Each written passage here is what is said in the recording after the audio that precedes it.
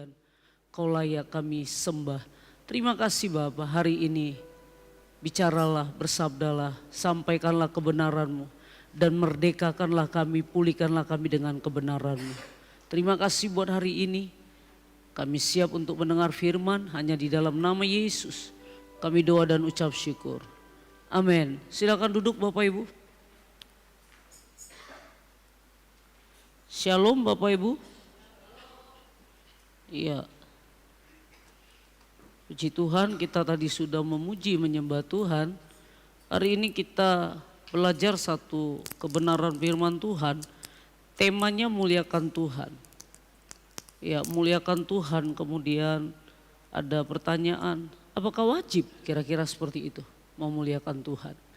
Ya, saya bisa pastikan bahwa kita memang diciptakan untuk itu. Kodrat kita, kata orang sering bilang fitrah kita. Saya ada diciptakan memang untuk memuliakan Tuhan. Tapi ketika, ingat ya, desainnya ingat dulu. Desain awal kita diciptakan untuk memuliakan Dia. Tapi karena dosa Adam dan Hawa, kemudian manusia jauh dari apa yang Tuhan inginkan, dari desainnya Allah untuk memuliakan. Bahkan Tuhan bilang, aku menyesal menjadikan manusia. Kenapa? Desain aku terlalu jauh, terlalu menyimpang. Tapi Dia tetap Allah yang mengasihi kita. Dia turun ke bumi, Dia mendamaikan kita dengan semua kehidupan kita. Dan akhirnya kita boleh kembali kepada fitrah kita, kepada kodrat kita, yaitu apa? Memuliakan Dia dalam seluruh aspek kehidupan kita. Hari ini tema yang akan kita pelajari itu terdapat di dalam Mazmur pasal yang ke-50. Ayat yang pertama saya sampai ayat yang ke-23. Tapi saya akan sedikit lompat-lompat ayat ini. Jadi Bapak Ibu, kita akan belajar bersama-sama kebenaran ini. Muliakan Tuhan, apakah itu wajib? Tadi saya katakan, ingat kodrat kita memang diciptakan untuk memuliakan Tuhan. Nah sekarang saya akan baca dari Mazmur pasal 50 ayat yang ke-7 sampai ayat yang ke-15. Iya.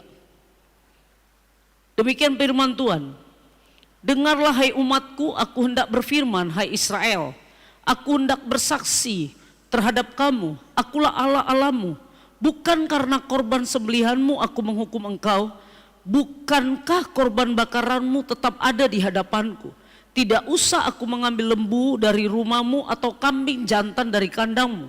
Sebab punyakulah segala binatang hutan dan beribu-ribu hewan di gunung. Aku kenal segala burung di udara dan apa yang bergerak di padang adalah dalam kuasaku. Jika aku lapar, tidak usah aku katakan kepadamu, sebab punyakulah dunia dan segala isinya. Persembahkanlah syukur sebagai korban kepada Allah dan bayarlah nazarmu kepada yang maha tinggi. Ayat yang ke-13, agak terbalik ya 14-nya tadi. Daging lembu jantankah aku makan atau darah kambing jantankah aku minum? Ayat 15, berserulah kepadaku pada waktu kesesakan. Aku akan meluputkan engkau dan engkau akan memuliakan aku. Selah. Ya, setiap kata selah itu pernyataan yang ya, kita istirahat sebentar, kita tenang sebentar, kita diam sebentar. Kalau kita lihat Bapak Ibu, ayat ini kalau kita baca dari pasal yang Mazmur pasal yang ke-50, ayat yang pertama sampai ayat yang ke-23. Ayat ini adalah merupakan nubuat. Karena di ayat pertama sampai ayat yang ke-6 ini bicara tentang penghakiman. Penghakiman yang akan datang, Tuhan belum menghakimi dunia. Tapi di ayat yang ke-7 dari nubuat penghakiman itu kita harus tahu di ayat yang ke-7 ini bahwa Tuhan berbicara kepada umat. Tuhan bukan bicara kepada orang di luar dari umatnya. Artinya dia bilang begini ayat 7, dengarlah hai umatku. Jelas bahwa dia sedang berbicara kepada gerejanya. Dia sedang berbicara kepada orang yang sudah mengerti dan mengenal Dia. Makanya dia bilang, dengarlah hai umatku. Dia sedang berbicara kepada umatnya. Dia sedang bicara kepada orang-orang Israel yang merupakan umat kesayangannya. Apa yang dia katakan? Aku hendak berfirman. Aku mau ngomong. Aku mau bilang sesuatu. ada kalimat dia bilang, hai Israel. Kita tahu siapa Israel. Israel adalah umat kesayangannya. Israel adalah umat yang ditebus dari perbudakan kepada akhirnya mereka keluar dari tanah perbudakan kepada tanah Kanaan. Jadi jelas dia sedang berbicara kepada umatnya. Apa yang bisa kita lihat dari ayat ini? Yang pertama Bapak Ibu, kalau kita lihat pesan dari ayat ini adalah, yang bisa kita pelajari adalah persembahkanlah syukur kepada Allah dan bukan ritual kosong. Kita nanti akan lihat beberapa ayatnya. Persembahkanlah syukur kepada Allah. Ayat 14. Persembahkanlah syukur sebagai korban kepada Allah dan bayarlah nazarmu kepada yang maha tinggi. Dikatakan persembahkan. Persembahkanlah, ada kalimat perintah. Tadi kalau judul tema kita adalah memuliakan Tuhan, muliakan Tuhan, itu wajib atau tidak sih? Apakah ini pilihan atau tidak? Dikatakan persembahkanlah syukur kepada Allah. Jadi poin yang pertama yang Tuhan inginkan dari ayat ini sebelum nanti kita masuk ke ayat yang pertama, adanya sebuah penghakiman. Tuhan bilang begini, sebelum nubuat itu ada yang harus kita kembalikan. Kita harus kembali kepada fitrah kita. Kita harus kembali kepada kodrat penciptaan kita, bahwa kita diciptakan untuk memuliakan Dia. Apakah itu? Yang pertama, persembahkan syukur kepada Allah, bukan ritual kosong. Kita berpikir yang penting kita hari Minggu kita datang ibadah, tapi kita tidak datang dengan persembahan syukur kepada Dia. Penyembahan kita, memuliakan Dia, itu ditandai dengan apa? Persembahkan syukur. Makanya tadi kalau WL bilang mari kita memuji Dia, kita bilang terima kasih Tuhan. Tadi kita mulai ibadah kita naikkan dengan persembahan syukur. Jadi Bapak Ibu, yang pertama dari ayat ini yang bisa kita pelajari adalah persembahkan kepada syukur kita kepada Allah, bukan sifatnya ritual kosong. Apa itu ritual kosong? Kalau kita baca dikatakan yang pertama itu Allah tidak butuh darah lembu atau kambing. Dikatakan di ayat yang ke-8, bukan karena korban sembelihanmu aku menghukum engkau, bukan korban bakaranmu tetap ada di hadapanku. Tuhan dengan tegas bilang, tidak usah aku mengambil lembu dari rumahmu atau kambing jantan dari kandangmu, sebab punyakulah segala binatang hutan. Bahkan Tuhan bilang, dan apa yang bergerak di padang itu ada dalam kuasanya Tuhan. Jadi Bapak Ibu, Tuhan lebih senang korban syukur yang saya bawa kepada Dia, ucapan syukur, daripada semua persembahan-persembahan dalam bentuk fisik, tapi sifatnya adalah ritual kosong. Di dalamnya tidak ada sikap untuk memuliakan Allah. Sebabnya hari ini jemaat GKKD, Tuhan pesan kepada kita, mari persembahkan syukur. Saat-saat beribadah seperti ini, naikkan korban syukur. Korban syukur adalah hati kita, namanya korban, itu ada yang disembelih. Namanya korban, itu ada yang terasa sakit, itulah korban. Tapi kalau kita ibadah, gak punya rasa lagi, gak punya lagi keinginan, gak punya lagi hasrat apapun, semua rutinitas karena hari Minggu, karena aku melayani, aku datang. Dan tidak ada lagi korban syukur yang kita bawa kepada Tuhan. Dan Tuhan dengan tegas, Tuhan gak butuh apapun. Tuhan yang ngomong, kecuali ucapan syukur kita. Uang kita kah? Tuhan gak kekurangan itu, karena Dia punya langit, Dia punya bumi, kata Alkitab. Dia gak butuh lembu, Dia gak butuh kambing kita, Dia gak butuh hasil ladang kita. Yang Dia inginkan adalah korban syukur hatimu. Persembahkan tubuhmu sebagai korban syukur, kata Tuhan. Selanjutnya, Ia ingin yang kedua, hati yang bersyukur dan taat. Waktu kita nyanyi tadi, langit dan bumi pujilah Tuhan, sebab Dia ciptakan semuanya. Langit dan bumi puji Tuhan, Saya tidak tahu kita datang kemari dalam keadaan apa. Saya tidak tahu sedang apa yang kita alami, pergumulan apa, problem apa. Tapi saya mau katakan, pada waktu kita mengambil keputusan, kita mau menyembah Dia, tinggalkan itu, naikkanlah korban syukurmu dan pilihlah untuk mengasihi Dia. Apapun itu, apapun keadaan kita, kita cuma bilang, kau pantas Tuhan menerima pujian dari mulutku. Apapun yang kurasakan, perasaan apapun yang aku alami, Engkau pantas untuk aku sembah. Kita tidak memilih untuk berkata, dan kita tidak memilih untuk berkata, ya sudah aku biasa saja menyembah Dia, situasiku lagi gak enak. Dengan rasa kagum dan hormat, dengan taat kepada firman-Nya kita katakan, Engkau layak aku puji. Kalau begini Bapak Ibu, saya percaya waktu kita memuji Tuhan, gak ada orang yang diam di tempat ini. Paling tidak kakinya bisa bergerak. Kadang saya bingung kalau ada orang memuji Tuhan cuma diam aja, langit dan bumi pujilah Tuhan. Sebab Dia ciptakan segala, Dia gak kenal siapa Allahnya. Tapi hari ini, mari kita memuji Dia apapun keadaan kita. Dengan rasa takut, kagum dan hormat dan taat kepada Dia. Selanjutnya, ayat yang ke-16 dikatakan begini, tetapi kepada orang fasik Allah berfirman. Kalau tadi Dia bicara sama umatnya, sekarang Dia ngomong sama orang fasik. Apakah urusanmu menyelidiki ketetapanku dan menyebut-nyebut perjanjianku dengan mulutmu? Dengar baik, Tuhan dengan tegas bilang begini, kalau engkau orang fasik, nanti kita lihat apa katanya dengan orang fasik. Engkau gak pantas untuk meminta ketetapan-ketetapan Tuhan dalam hidup. Menurut ayat ini, kalau orang fasik. Tapi kita adalah orang yang sudah dimerdekakan. Kristus sudah mati di atas Kalvari. Dia sudah menanggung semua dosa kita, kelemahan kita. Semua tabir sudah terbuka. Tabir itu adalah seperti kain yang tinggi dan sangat panjang. Pada waktu zaman perjanjian lama, kalau orang Israel mereka mau menghadap Tuhan, itu cuma imam yang bisa masuk. Ada tabir yang tertutup. Tapi Alkitab bilang pada waktu Dia mati di atas Kalvari, tabir itu terbuka. Artinya kita secara pribadi bisa datang kepada Dia, nggak perlu pakai perantara, nggak perlu pakai imam. Apa dikatakan Alkitab? Ayat yang ke-17, padahal engkaulah yang membenci teguran dan mengesampingkan firman-Mu.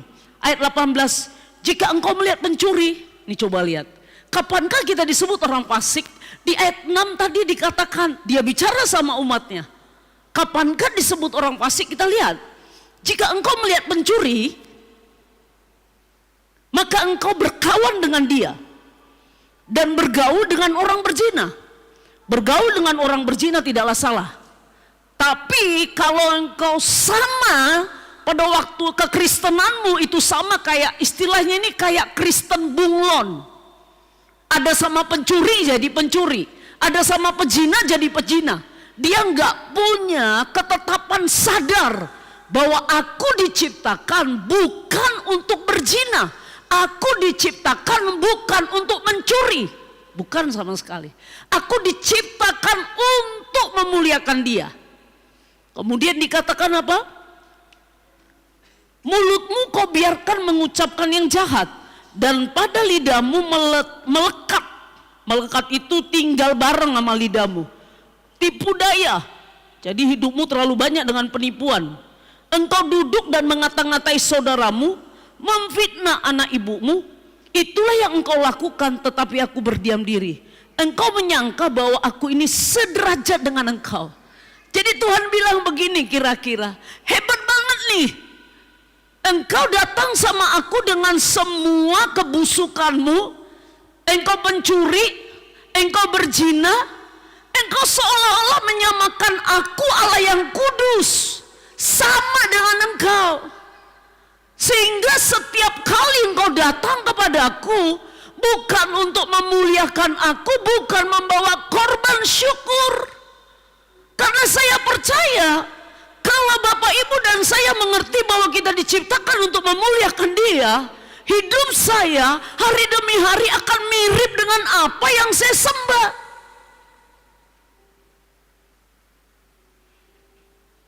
Kalau kita bilang kita menyembah Dia, kita sering membangun relasi dengan Dia, tapi satu fakta hidup kita nyakitin orang, terus hidup kita kerjanya berzina, hidup kita kerjanya dikatakan ngata-ngatai orang, melukai hidup orang lain. Saya mau katakan Allah yang mana yang kita sembah? Apa benar Dia Allah seperti itu sehingga kita berani berkata aku orang yang punya relasi dengan Allah? Tapi kelakuanmu, makanya Tuhan bilang kau mau samakan aku dengan dirimu, sehingga seenakmu datang, kau tidak menghargai bahwa aku ini Allah yang kudus. Selanjutnya di ayat yang ke-21. Itulah yang kau lakukan, tetapi aku berdiri. Engkau menyangka bahwa aku ini sederajat dengan engkau. Aku akan menghukum engkau dan membawa perkara ini ke hadapanmu. Apa yang kita bisa pelajari dari ayat ini? Yang kedua, muliakan Tuhan dengan perbuatanmu. Tadi ucapan syukur kita. Yang kedua, tadi pertama saya katakan di awal, bahwa saya diciptakan untuk memuliakan Dia. Saya diciptakan untuk memuliakan Dia. Di sini yang kedua yang kita bisa pelajari adalah muliakan Tuhan dengan perbuatanmu. Jangan pernah berpikir pikiran kita cuma terkotakkan bahwa aku memuliakan Tuhan pada saat aku berkata, kita nyanyi kupandang kemuliaanmu.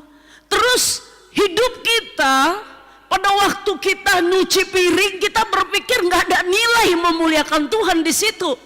Pada waktu saya ada di kantor, pada waktu saya duduk dengan para pencuri, pada waktu saya duduk dengan orang-orang yang berzina, apakah saya memuliakan Tuhan?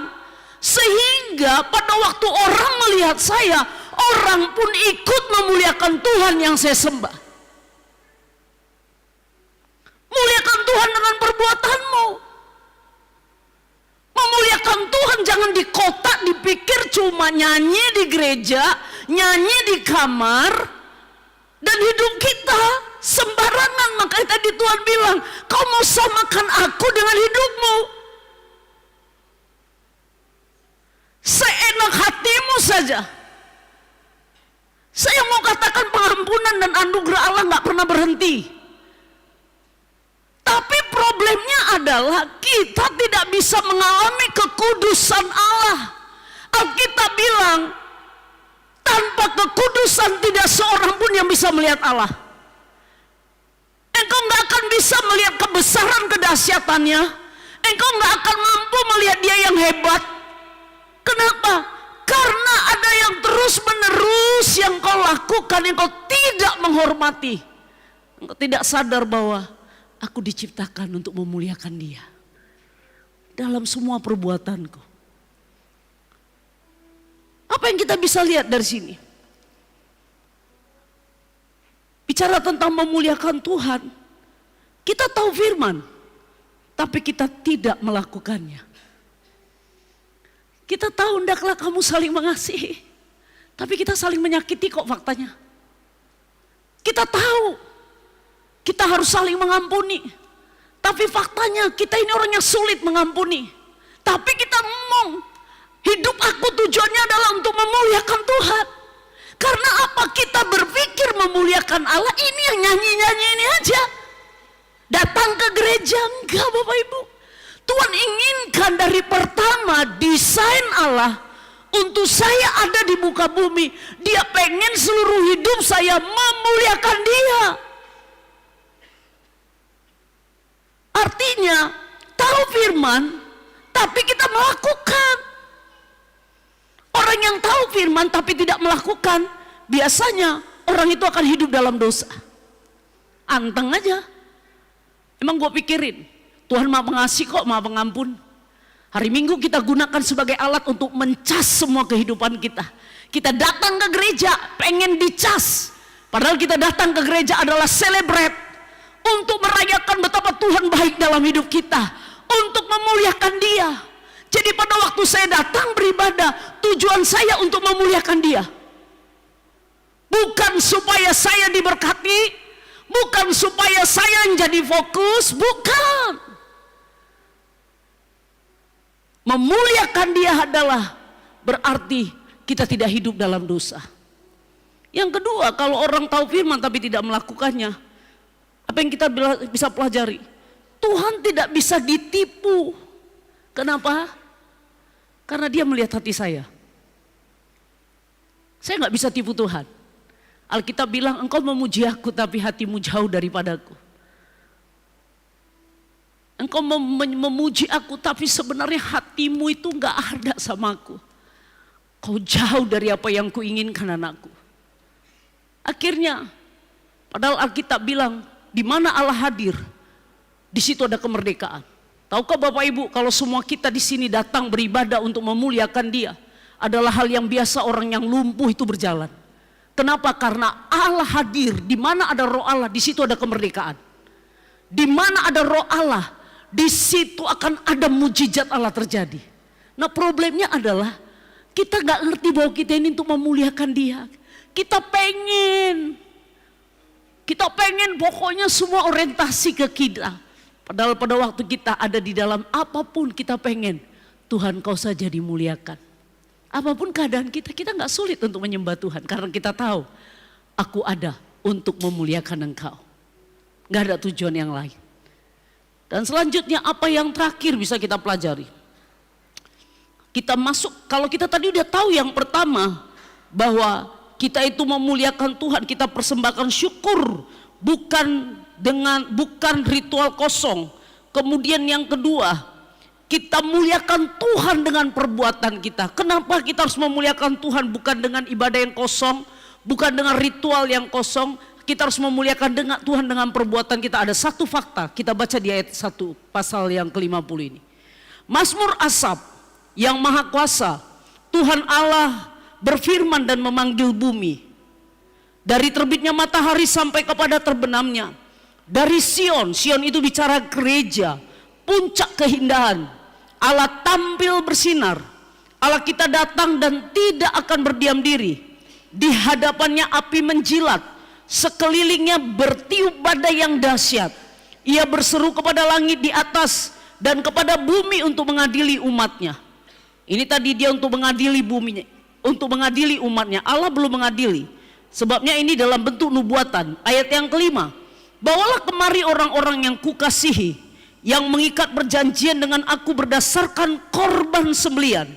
Langit memberitakan keadilannya, sebab Allah sendiri hakim. Selah. Ada satu fakta Bapak Ibu yang perlu kita ketahui, bahwa Allah adalah sebagai hakim. Satu hari kelak, sadar atau tidak, mau atau tidak, saya dan saudara, kita akan menghadap kepada satu penghakiman. Sebagai orang percaya kita akan mendapat mahkota. Tapi sadar atau tidak, saya harus mempertanggungjawabkan apapun yang sementara saya lakukan di muka bumi. Apakah benar perbuatan saya memuliakan Dia? Apakah benar selama saya memberikan korban syukur itu bukan bentuk ritual, bukan bentuk ritual kosong yang di dalamnya tidak ada ketaatan, yang di dalamnya tidak ada kasih, yang di dalamnya tidak ada relasi dengan Dia? Satu hari kelak, sadari bahwa Allah akan menghakimi kita berdasarkan perbuatan kita. Saya bisa menipu semua orang di tempat ini, tapi saya tidak bisa menipu Dia. Karena Dia maha tahu. Dia tahu apa yang saya lakukan. Ayat yang kita lihat, ayat yang di sini dikatakan, Allah berseru dari Sion, hadir dalam kekudusan dan kuasa. Allah berseru dari gerejanya. Ya, dia sampaikan firman-Nya, Dia sampaikan kebenarannya. Allah berbicara dari Sion. Allah menyampaikan keinginannya dari Sion.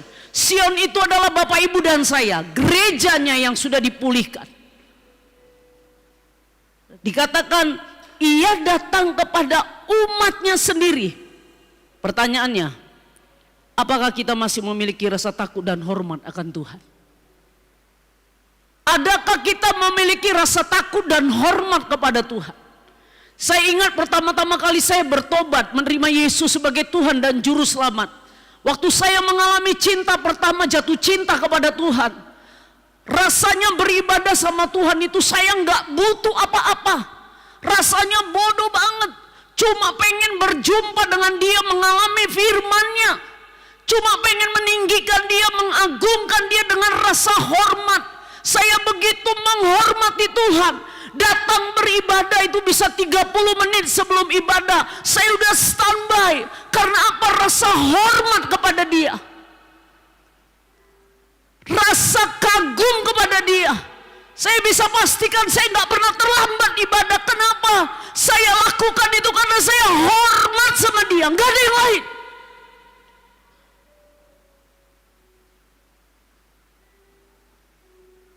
Pertanyaannya, hari ini masih ada nggak rasa itu sama kita? Waktu kita datang ibadah masih punya rasa cinta mula-mula nggak sih? Orang kalau jatuh cinta pertama, dia pengen ketemu, dia pengen punya hubungan, dia pengen ada sentuhan, dia pengen ketemu. Kenapa? Karena cinta.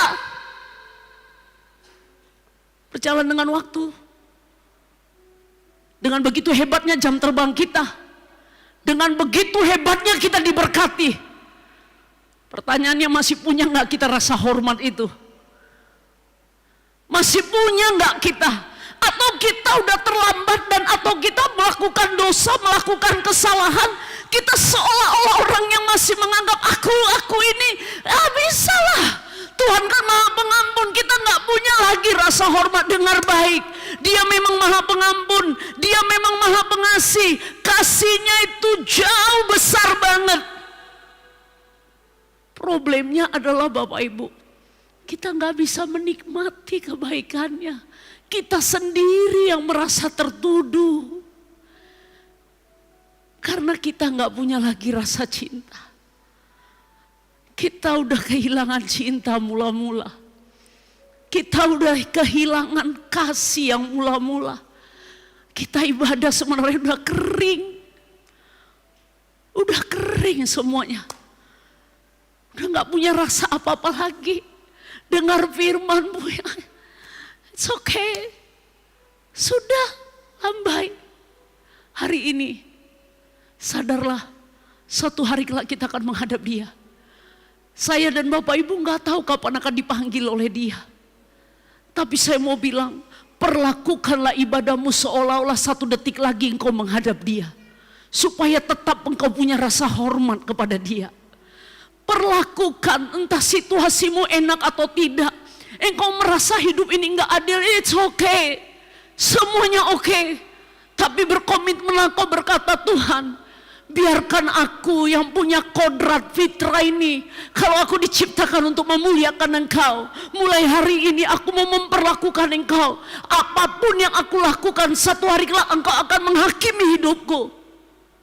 Biarkan apapun yang aku lakukan seolah-olah 1 menit lagi Engkau akan menjemput aku, sehingga aku tetap punya rasa hormat. Setiap apapun yang aku lakukan, aku cuma pengen memuliakan Engkau. Mari kita ubah paradigma, kita kenali Dia. Dia memang Maha Pengasih, tapi bukan kasihnya harus kita permainkan dengan sembarangan. Dia memang Allah yang penuh dengan anugerah, tapi bukan berarti anugerahnya kita permainkan seenak kita. Hari ini, mari kita punya rasa hormat, rasa kagum kepada Dia. Yang berbahagia adalah mereka yang mendengar dan melakukan firman Tuhan. Kita berdoa. Mari saya undang semua kita bangkit berdiri. Kita angkat pujian, ku pandang kemuliaan-Mu, Imam besar Maha Agung. Kau yang sudah menebus hidup kami. Pandang kepada kasih-Nya dan hormati Dia yang hadir di tengah-tengah kita. Entah berapapun kita yang hadir, Dia tidak dipengaruhi oleh kita berapa orang yang hadir. Karena Dia Maha Hadir. Nikmati kehadirannya. Di mana ada kehadirannya, di situ ada kuasa. Nikmati kuasanya, nikmati kekudusannya, sembah Dia, muliakan Dia dengan seluruh hidupmu. Bawa korban syukurmu,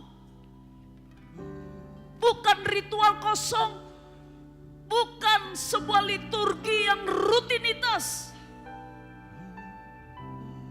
Oleh darah anak domba Allah yang membawa kita masuk dalam hadirat.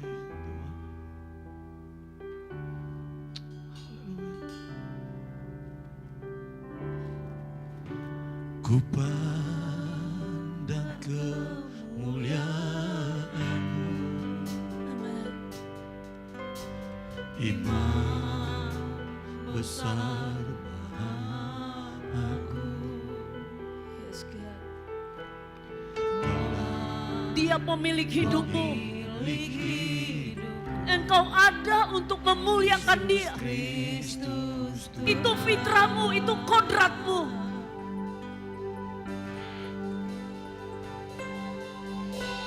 Sujud di depan tatamu, taklukkan seluruh hidupmu.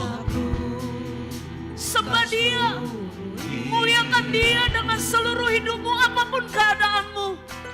dalam tangan-Mu benar, Yesus Kristus Tuhan. Amen.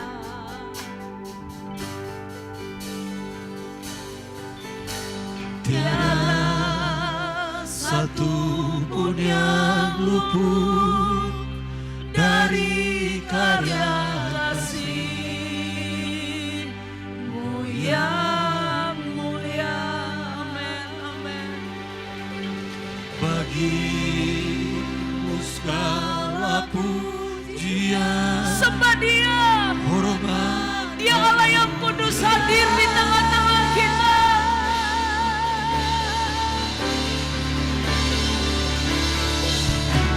Engkau Tuhan ku tinggikan, yang bangkit dan menang, Yesus Kristus Tuhan. Amin, amin. Raja mulia dan luhur, berkorban bagiku. Mari jemaat sembahlah Dia.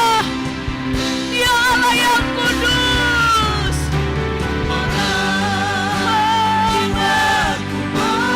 Kami puji Kau Tuhan. Kami sembah Kau. Yesus Kristus Tuhan. Sempurna kuasa-Mu, agunglah karya-Mu.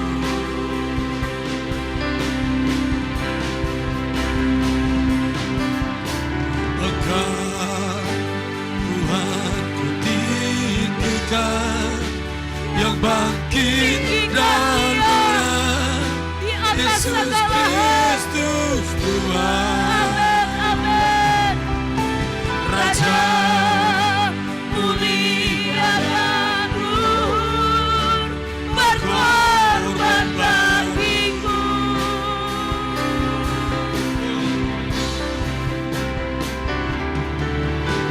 Maka jiwaku memuja, menyembah Sang Raja, Yesus Kristus Tuhan. Amin, amin. Kekal sempurna kuasa-Mu, agunglah karya-Mu. Katakan Engkau Tuhan. Engkau Tuhan ku apapun tinggikan, keadaan kami, yang kami bangkit tinggikan Engkau. dan menang, Amin, Yesus haleluya. Kristus Tuhan. Sembah Dia, muliakan Dia. Mulia dan luhur, berkorban bagiku.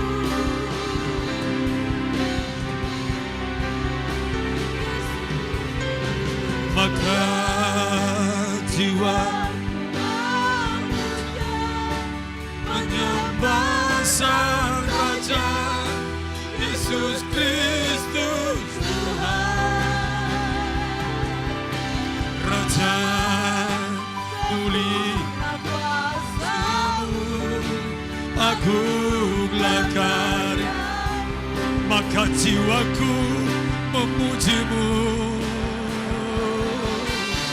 maka jiwaku memuja, menyembah